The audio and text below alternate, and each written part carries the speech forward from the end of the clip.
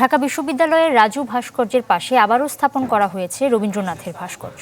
দুপুরে ভাস্কর্যটি আবারও বসানো হয়। এ সময় ভাস্কর্যের পাশে ডিজিটাল নিরাপত্তা আইন বাতিল এবং সব ধরনের সেন্সরশিপ বন্ধ করো ও তোমার পূজার ছলে তোমায় ভুলে থাকি লেখা সংবলিত ব্যানার দিয়ে দেয়া হয়। ভাস্কর্য স্থাপনের সাথে যুক্ত শিমুল কুম্ভকার জানান, বৃহস্পতিবার কে বা কারা ভাস্কর্যটি ভেঙে ফেলে। এই ঘটনা প্রমাণ করে যে ঢাকা বিশ্ববিদ্যালয় প্রশাসন বাক স্বাধীনতা এবং মুক্ত চিন্তার স্বাধীনতার বিষয়টি সমর্থন করে না।